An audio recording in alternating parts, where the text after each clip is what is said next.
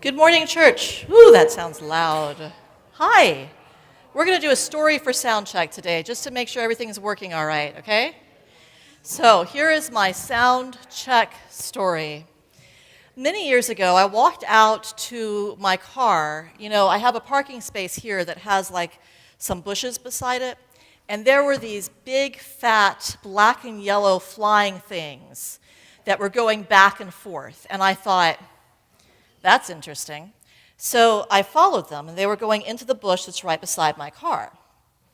And I thought, that's interesting. So I bent down, and I pulled the branches apart, and there was this delicate, almost ephemeral wasp's nest that was being made by these bugs that didn't quite look like they could fly. They were really round. They were not your typical wasp-looking wasp. So I go and ask Dr. Google to explain this to me, Dr. Google, the entomologist. And Google says that this is a bald-faced hornet, I think, or a banded hornet or something. I don't remember. Anyway, it said that, and like the opinions were divided 50-50. Half the people said, this is a vicious beast that will kill you and your children for all eternity.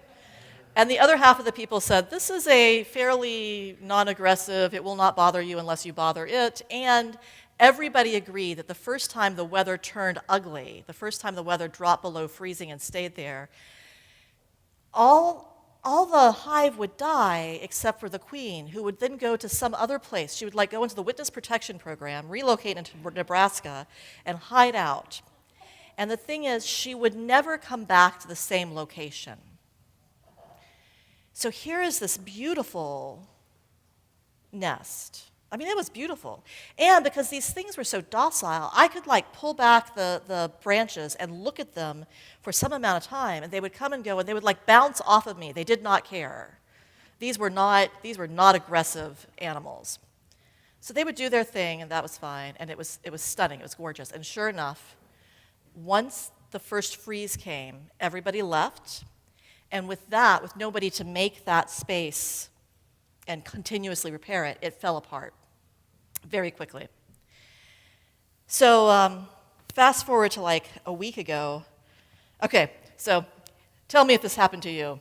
You grew up one day, you had children, and the next thing you know, you owned a minivan. That happened to us. We still own the minivan. We still have the children. The children are in their they're pushing early adulthood. So I pull up behind this minivan that barely runs, and I see these black and yellow, thin, svelte, dangerous-looking creatures coming and going from my minivan. So I do what I do, and I get out, and I follow them, and they're flying, and they're coming closer, and they're going into the minivan through a crevice in the... And I'm like, that's bad. Also, that's the most use this minivan has gotten in 3 years. And I Google them. Nobody says these are the good wasps. There is no 50-50 divide on what these things are. Everybody's like, kill it with fire, kill it now. But everybody also agrees that at the first freeze, they will die. If you don't clear out the nests, they will come back, or somebody else will come back and occupy the space next year.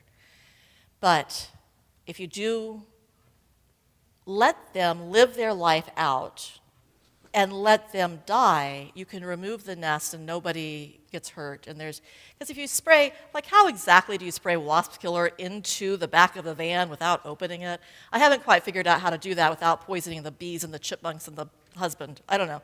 So I'm not too keen on that. But I read where it said that these things were dangerous. And I'm like, well, I have to avoid them. And I've been avoiding them. And it's not my nature, because I really want to go up and just stare at them, because they're really cool. And I say to my husband, I said, you know, these are dangerous wasps. They're not like the other ones. These are bad dudes. And my husband says, really? Have you looked at them? And I'm like, they're only behaving in that calm, docile way because it's been cloudy and cold. And he said, Mitra, it has been neither cloudy nor cold every day. They are all over our garden. They are in our bees. You are coming and going through them, and they haven't said a word. In fact, the most they do is hang out on the red van in little groups of 2 or 3, and nobody is doing anything. I'm kind of hoping that we leave them alone and that it freezes and that they just die and do their natural life cycle thing. And I'm reminded that sometimes the stories we tell ourselves or Google tells us about a given organism is not actually correct. Like, maybe the wasps didn't read the Google article. Like, they're fine. Anyway, that has nothing to do with anything. How is our sound check, Roberto? Get a thumbs up from him. Next week, before I forget it, sorry. I'm going out of order, but this is important. Next week, we will be not here, but at the Transept at the corner of 12th and Elm in downtown Cincinnati. Pretty awesome. 2 things. Thing one is take your name tags with you. Wear them when you're there. I very much want to be able to put out a sign outside and say that everybody is welcome to the old St. John's, because we are the new St. John's, and we welcome everybody. You don't have to be German to come in now. So everybody is welcome to come to St. John's. It would be nice if we have name tags.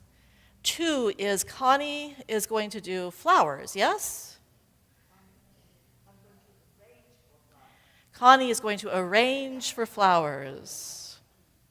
If you have any feelings about this, please talk to Connie after the service, yes? And what? And so Barbara's here too, right? Yeah. Yes, there we go. Yes, so we want everything to be really lovely, and we want everybody to be included in making this beautiful thing work. So I gotta stop talking. Let's start singing. Rob, are we beginning with Spirit of Life? We are. How about that? 123, please rise and sing Spirit of Life.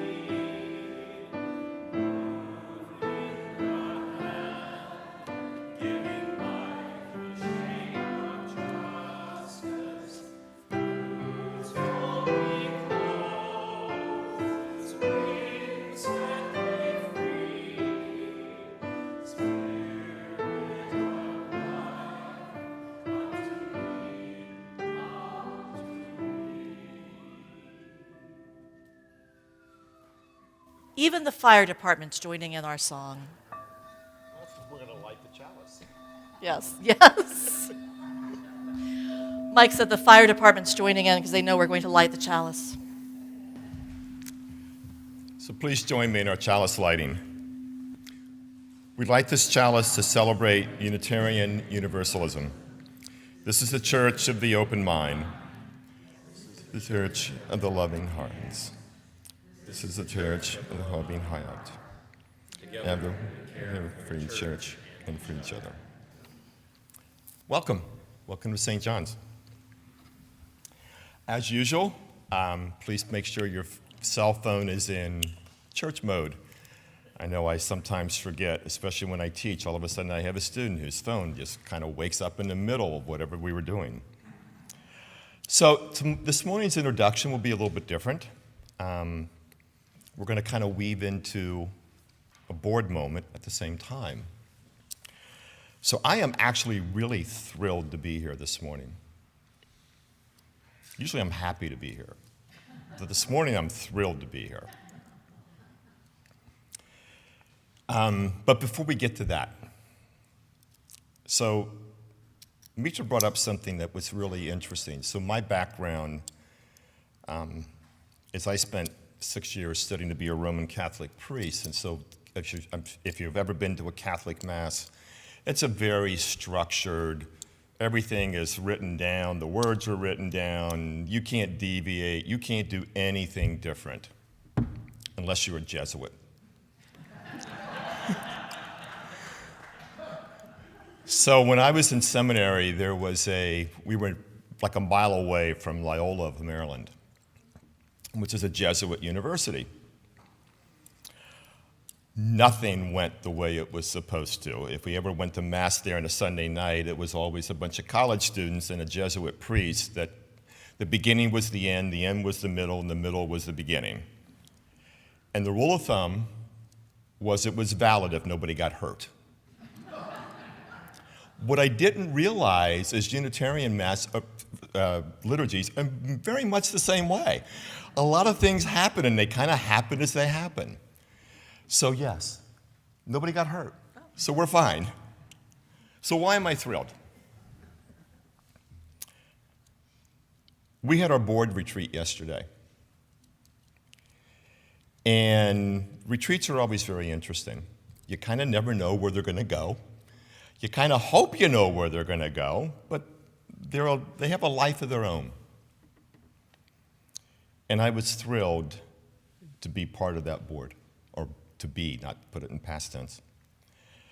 The board very much cares about St. John's and about you, and about the congregation, and about where we are and where we want to go. I saw a group of people that were willing to take on some hard topics, some topics that were difficult, emotional, and challenging. And it was a very hopeful experience. Out of hope, sometimes to get hopeful, you have to be willing to ask the hard questions, and you have to be willing to answer the hard questions. And the board was willing to do that yesterday with kindness and respect and an openness and a transparency that I was just thrilled to be part of. So yes, I walked in today with a very different perspective. Not that it was bad before, but it was much more hopeful. And so what I would ask you to do, we've kind of talked about it in the past. If there are things that we can do, and I'm going to ask the board members to stand up in a minute.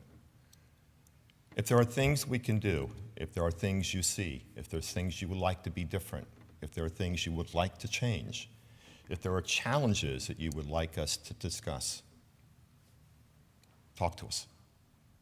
We're here to represent you. And part of that is, without your feedback, we're not sure sometimes how you feel. There's always a group of people that are very willing to let us know how they feel.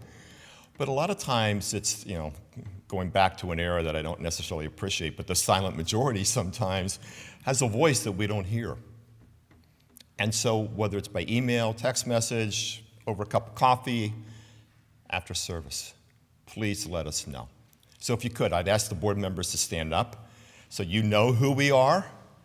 If you don't, find this before, after, during, whatever.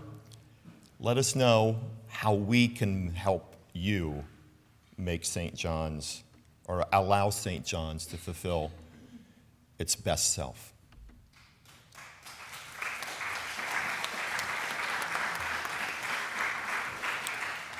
Okay, I can sit down now because I'm done. You just paid me, so we're done. No, just kidding. It's a pleasure to be part of the board.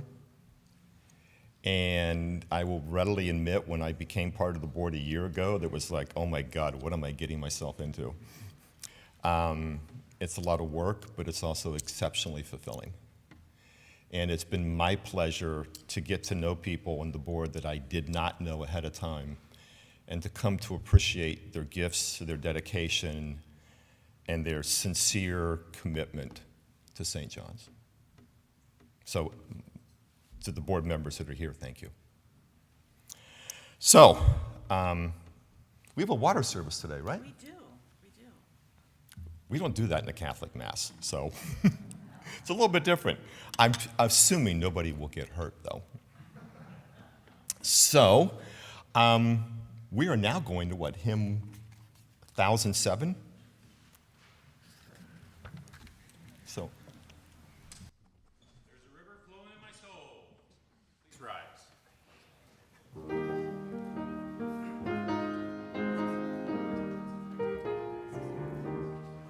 There's a river flowing in my soul. There's a river flowing in my soul, and it's telling me that I'm somebody. There's a river flowing in my soul. There's a river flowing in my heart. There's a river flowing in my heart, and it's telling me that I'm somebody. There's a river flowing in my heart. There's a river flowing in my mind. There's a river flowing in my mind, and it's telling me that I'm somebody. There's a river flowing in my mind. There's a river flowing. There's a river flowing. There's a river flowing in my soul.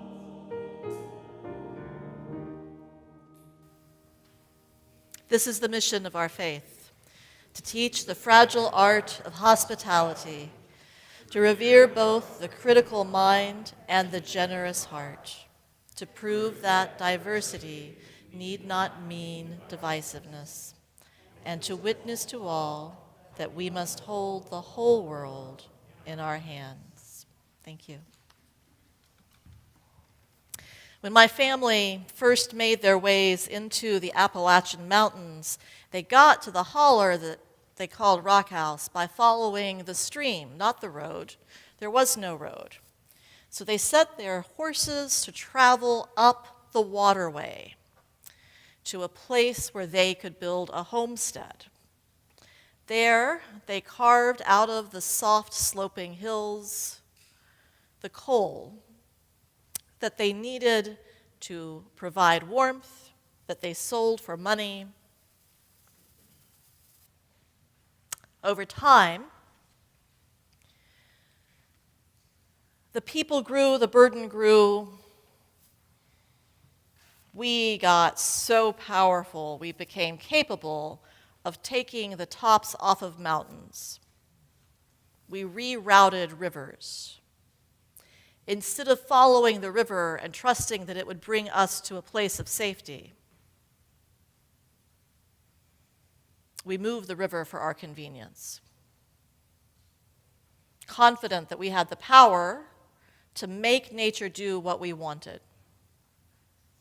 And every now and then nature says no, and the rains come and the floods come, and it is hard, and it is ugly, and it is destructive. So today and last week, we are doing a special collection because the damage to the people and the basic infrastructure in eastern Kentucky is so great that it's going to take them a lot of time and more money than they have to rebuild.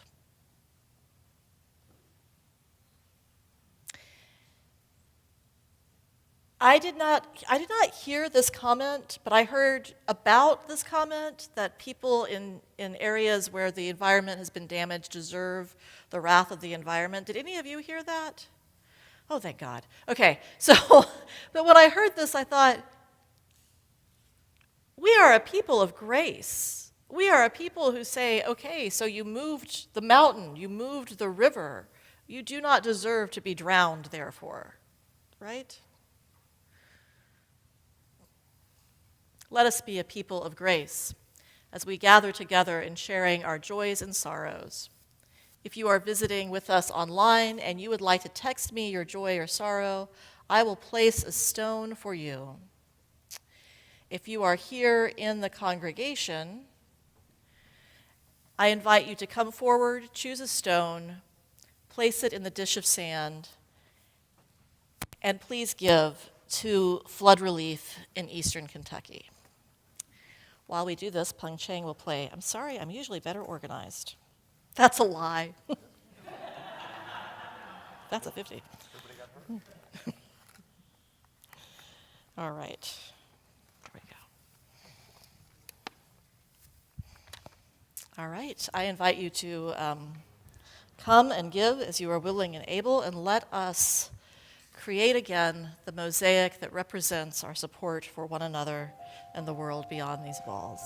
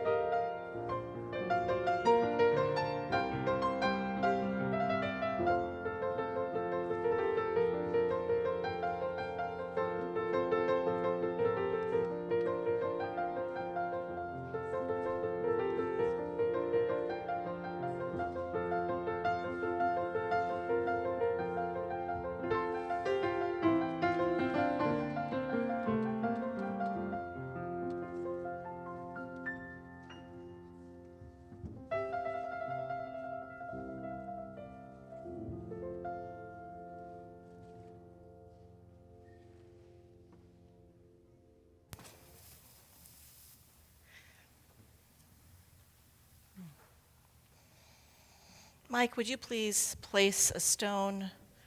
John Kachuba sent a note, positive thoughts for Mary Newman's surgery on Tuesday. Yes, John, absolutely.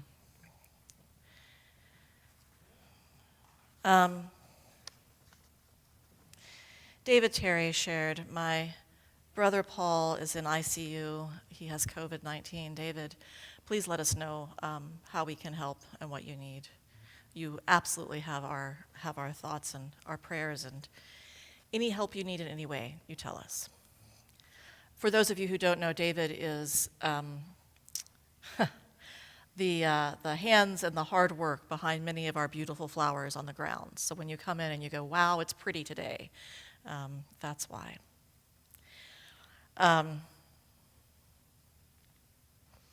Yep. Dan Holder grew up at this church, graduated this week from Cincinnati State with an associate's degree in environmental engineering. Next week, he will continue his education at UC. So yay, Dan. And Mike, if you would place a stone of gratitude for me, I received a gentle word of correction just now that the people who came to the mountains and made their way were not the ones who were responsible for the massive degradation. That was the companies who came in and gobbled up the land and tore it down. So that is an important distinction, and I really appreciate getting the clarification. Thank you. Friends, would you join with me in an attitude of prayer? Holy One of blessing who moves in us and through us, we are thankful for the gift of being made of water, the water that is in the clouds and the oceans, in the streams and the rivers. We are thankful for the commonness of this creation. We are no different. We are some different than the squirrels in the trees. We are no different, and we are some different than the insects and the bees. There is a life that moves through all. On this day when we gather to celebrate and remember that life, help us to value the coming together in one and understanding that we are always more powerful when we combine hearts and hands and seek and serve the good together. And when we are weary, give us a moment of delight, give us a moment of quiet, give us a moment of beauty in this nature so abundant with blessings. And may we never forget to return care and love this world as you have loved us into being.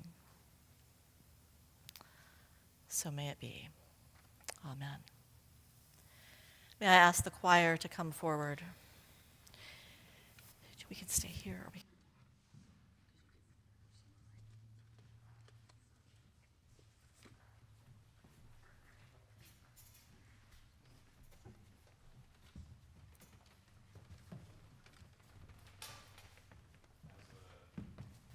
Is this mic? Oh, now it's on. Hey. As the choir's coming up, I wanted to say something about the piece that we're about ready to sing. It's called The Peace of Wild Things, obviously fitting with the theme today.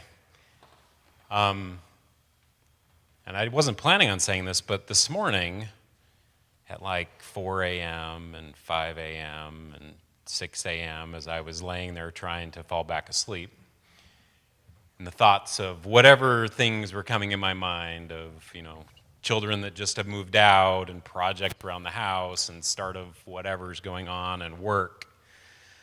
Finally, I just got up. And I walked out and I sat on my back porch and watched the birds and the hummingbirds fighting with each other as they came for the nectar. There's one male that would just sit on the tree and another one would come up, and as soon as another would come up, it would just like chase it off, and then it would be like, I'm just going to sit on the tree. Like, didn't want to actually feed, but so And then as I was sitting there, a pileated woodpecker came and landed on our back fence and like hopped along the back, and I pulled out my camera, of course. I'm like, I'm going to record this, and it starts making its call. It's just hopping along the back fence. And it was peace. And my mind was able to move away from the other things. The piece that the choir is about ready to sing, the piece of wild things. I just wanted to read you the words. I don't know if the words are going to go up on the screen, but think about this. When despair grows in me, and I wake in the night at the least sound, in fear of what my life and my children's lives may be, I go and lie down where the wood drake rests in his beauty on the water and the great heron feeds. I come into the peace of wild things who do not tax their lives with forethought of grief. I come into the presence of still water, and I feel above me the day-blind stars waiting with their light. For a time, I rest in the grace of the world and am free.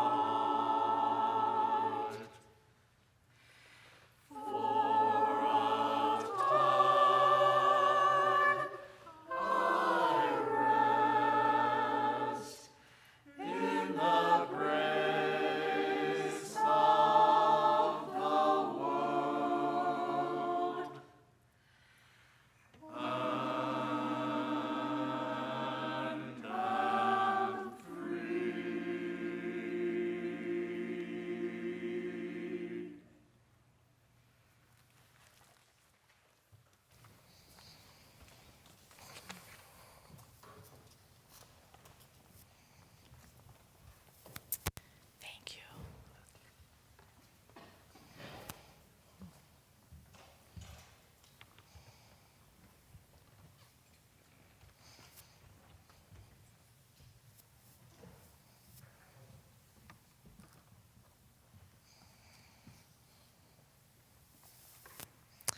Claire, would you come up and bring the special water?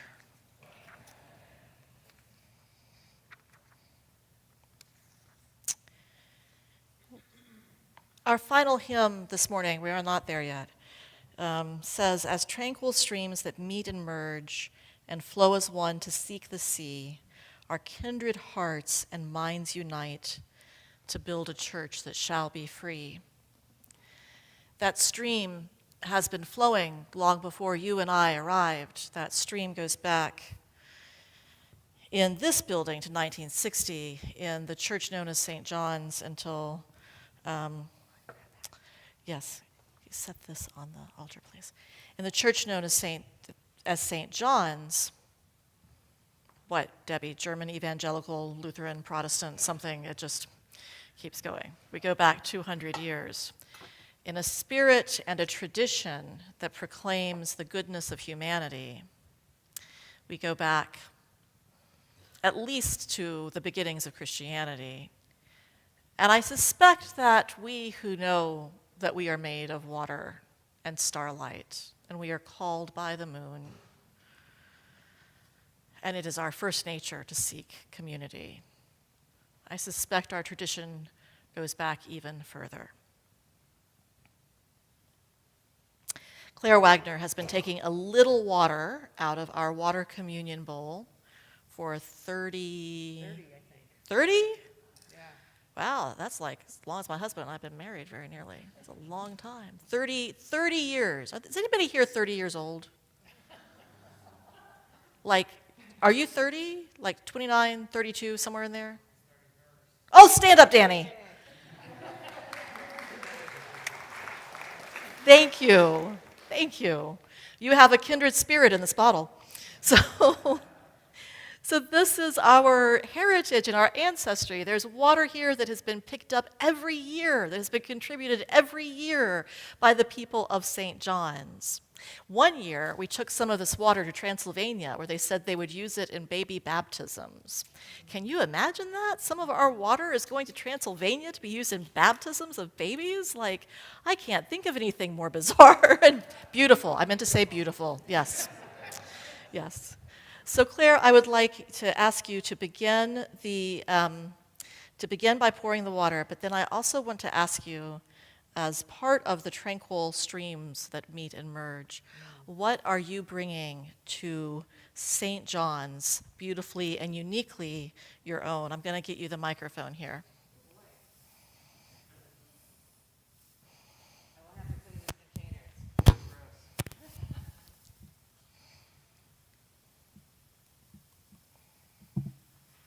Gross. What, may I share some Wagner water too? Okay. The water that is unique this year, just representing my husband and me, comes from the Grays branch of the Red River Gorge in Red River Gorge, Kentucky, where we spent a couple of nights camping in a tree house and hiking.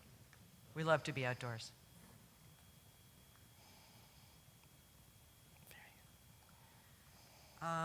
My unique contributions, I think many of you know, I do a lot of communications for St. John's, and I will be continuing e-news and web content, and working with a couple of immigrant support projects through St. John's. Thank you. Thank you. So, if you're like me and you thought several times of getting water and you never actually did, there is water up here that you can pour to represent the water you would bring. I'm going to pour this water representing the water in the fountain in Fountain Square. The rumor is, and I have not done the math, but the rumor is that the arc in this front wall is such that if you drew it into a full circle, the center of the circle would be the center of the city, for we are a church that embraces everyone. And when you walk around that fountain, you see all sorts of images, playful and inspiring, for the laughter of the children who splash there and the community that gathers and the embrace. Yes.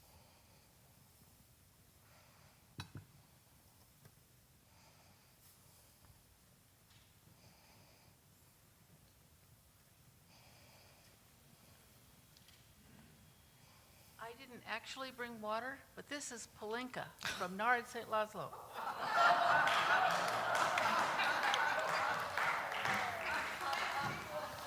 I'm sorry? Oh, Palinka is the smell homemade it from plum here. brandy. This is homemade. I put duct tape around it because the TSA says it has to be sealed, and I couldn't reseal this cap, but it was just sealed with duct tape, and they didn't question me. So anyhow, this was homemade by somebody in the village.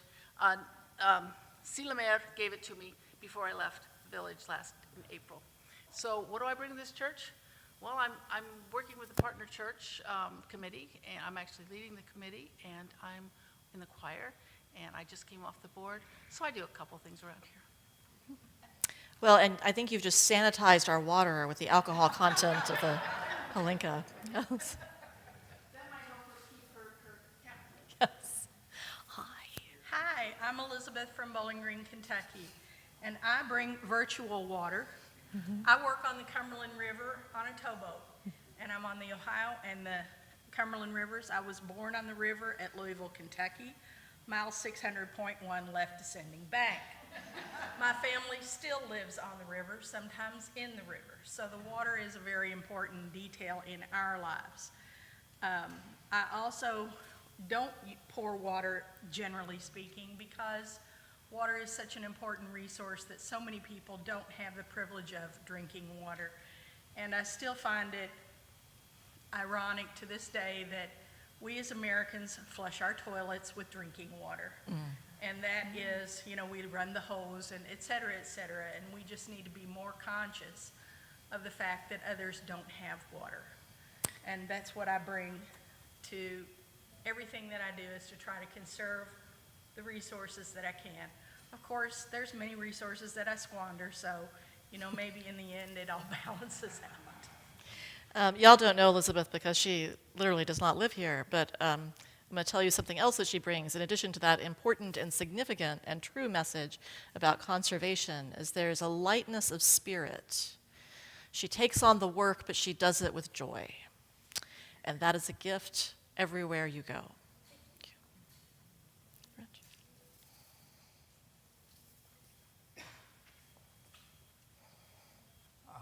This spring, Ann and I went to McGee Marsh on Lake Erie, which is near Port Clinton, and it's famous every May for all the. It's on a main route for the migrating birds, and they stop and they get to the lake and rest before they go across into Canada. So you can see tons of birds that you never see in your bird feeder or around Cincinnati. So that was great fun, and so this represents water from Lake Erie. And I'll pour it right there. Yes. There you go. Thank you. You're welcome.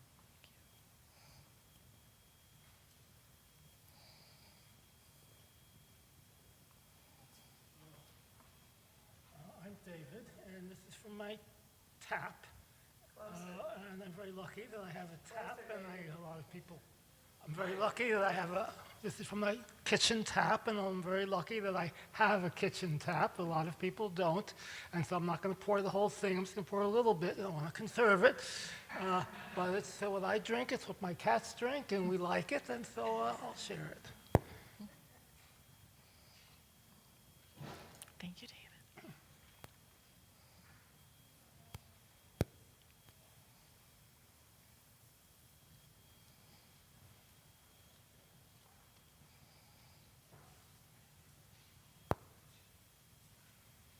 This is from my family's farm in western Nebraska. It's been in the family for 115 years. And it's on the Great Plains, so it's an arid climate, and they're in a drought right now. So this water feels very precious.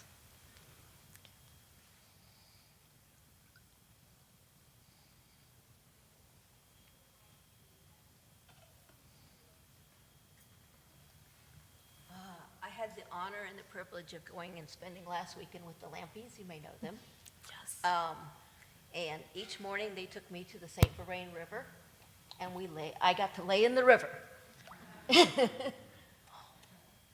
So you have to tell Joe, you have to tell them that, well, for starters, you have to tell them they can join us on YouTube, but tell them that our love is with them always.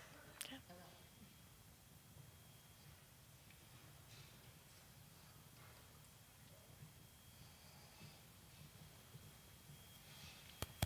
I'm Prasan. This water is from our house, but this water bottle has traveled with us many places. I don't know where we got this water bottle, but just in this year, it's been all the way from Merced River Valley at Yosemite Park, all the way to Boston Harbor, and multiple places in between. So we just bring precious memories from those travels through this water bottle. Thank you.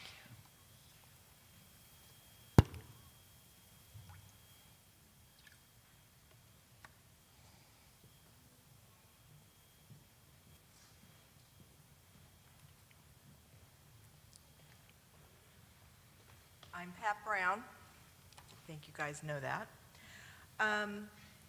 This is symbolic of water from Lake Michigan that I had the joy to swim in this summer. And circling back around, I bring here my joy in connecting you guys and welcoming anybody that's new and helping anybody who wants to make a commitment to membership at St. John's. Just find me.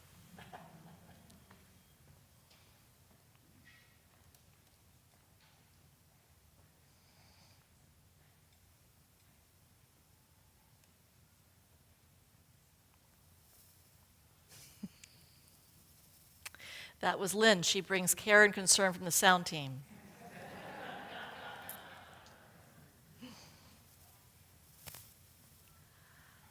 We bring symbolic water from Lake Chanot, the channels in the Upper Peninsula of Michigan, where we bought a 90-year-old, totally furnished cabin 2 years ago. We go back and forth all summer and love it. And we bring to St. John's our aging voices for choir. Invite everybody to join us. And I'm also active in Moms Demand Action for Gun Sense in America, and I hope to arrange meetings at church in the near future. And I bring my passion for helping people with hearing loss and helping us all be engaged with voter rights, especially this year. Come see me if you're interested in either. Mm-hmm. Just a little. Yeah. I was going to have your hand on it, too. Great. Thank you.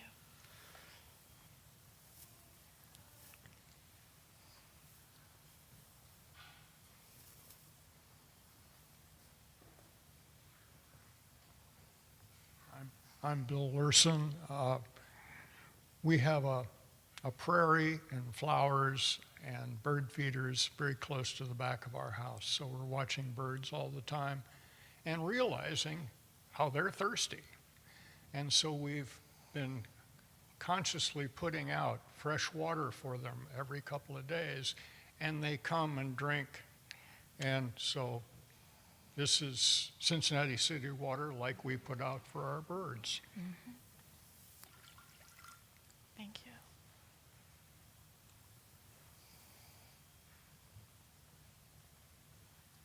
I'm Melissa Rowland, and I actually brought water and then realized that I left it in the car with not quite enough time to run back and get it.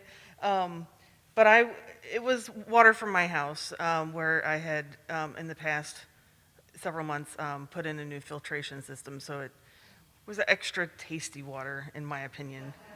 I also am the vice president of the board, and that's how I serve the congregation. Thank you.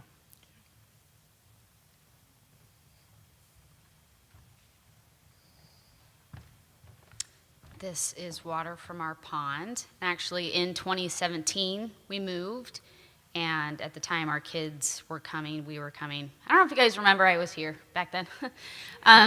But my daughter put in water from the pond at our old house. We were very sad to leave that. We now have a new pond. It looks fantastic. You're all invited to come see it. Mitra loves it. So that's what this is. I don't actually feel like I contribute a lot here. That's on purpose, so, you know. Well, but you have to tell them what keeps you busy Sunday mornings with interpreting. Oh, but I quit that. Oh. Yeah. Previously. Yeah. I'm from a high commitment church background, and it just feels nice to not have to do that. So I just like relaxing in this space, and I really enjoy watching my husband love all of this. So that's what I feel like I offer, support. That is actually very, very beautiful and very, very healthy. So thank you. Are you going to say, oh?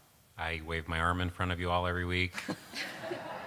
I have a great time doing it. I love leading the choir. It's so much fun. And I also second Emily's invitation. If anybody wants to come and sing with us, we will find a way for you to sing with us. Please, please do so.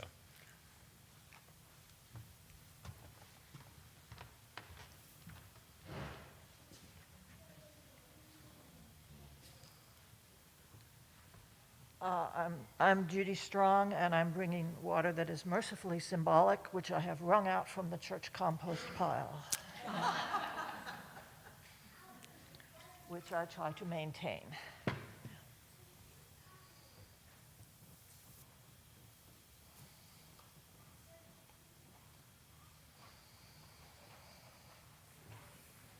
Good morning. My name is Alicia Ruslow, and the water bottle I grabbed this morning was when I went up to Columbus for the UUA, and it says water is a human right, and just how important it is. I also had the privilege of just being able to play on the water.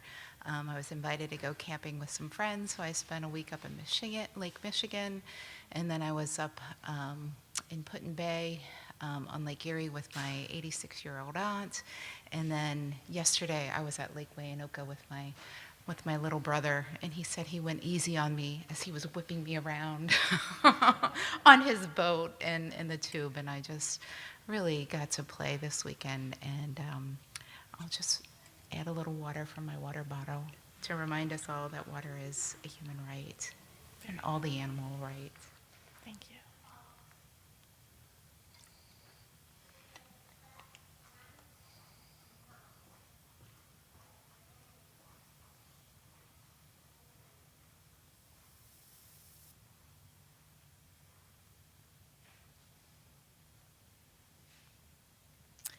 Somewhere around this church is a sign floating around that says the most radical thing you can do is introduce people to one another. Sounds simple, but it's true. We come from different places and we have different stories. And we are all different, and we are very much related. We share much in common. The water that we depend on is just one thing. I'm going to take some water from this bowl so that when we come back together next year, we will, guys, I can still smell the palinga. When we come back together next year, we will begin a tradition that includes you who are here right now in a good and beautiful way. After the service has ended, we'll give a few minutes, and then I will be down in the memorial garden with this water to wash the stones. Anybody who would like to join me down there at that time is welcome to.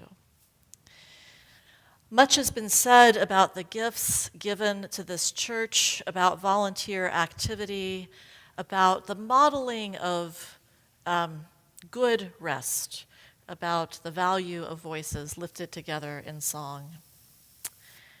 I invite us to think on these things now as we listen to Peng Chang play Waterfall by John Schmidt. And I invite you to give, again, a second gift, this time to this church and this community, that we might continue to thrive and bless the world.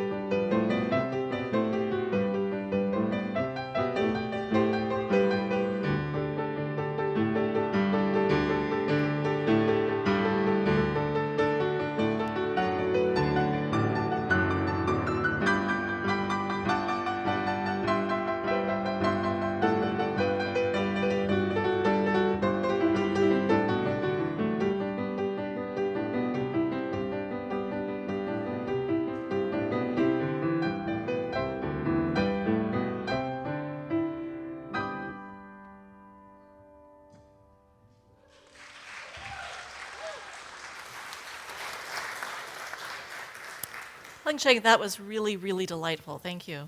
Thank you. Just a reminder that this is our last Sunday of meeting at 10:30. Next Sunday, we meet at 11 a.m. Where? The Transept, downtown. Yes. And we'll meet at 11 a.m., and everybody is welcome. Take your name tags.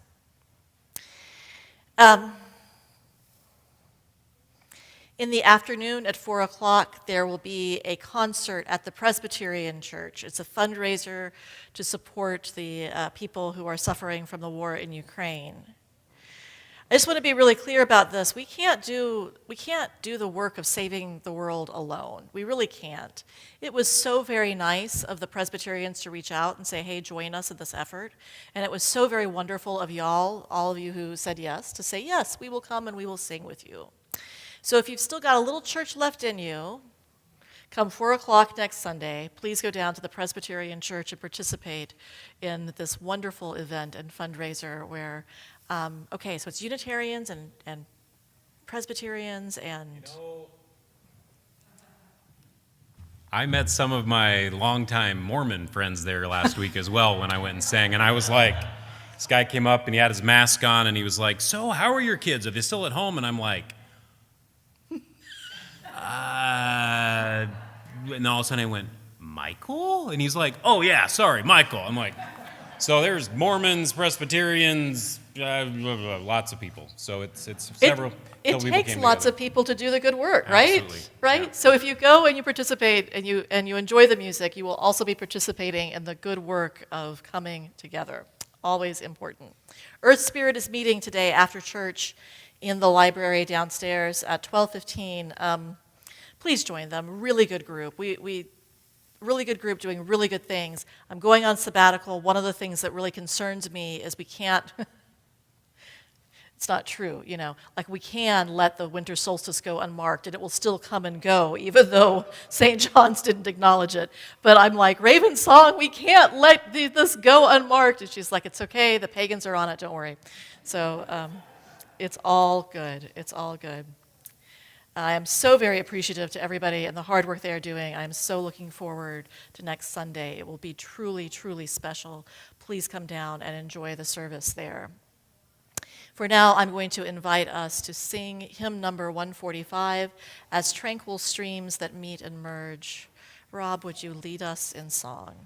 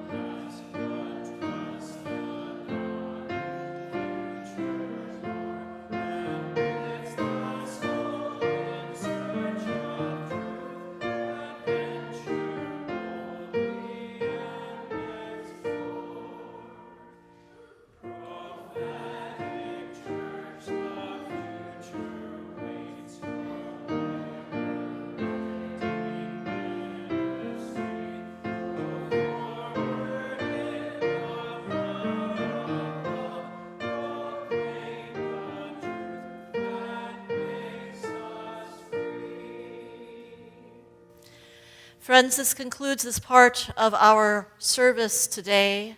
Go forward in the truth and proclaim the love that sets us free. This is the truth and this is the love. You, whoever you are a beloved child of the universe.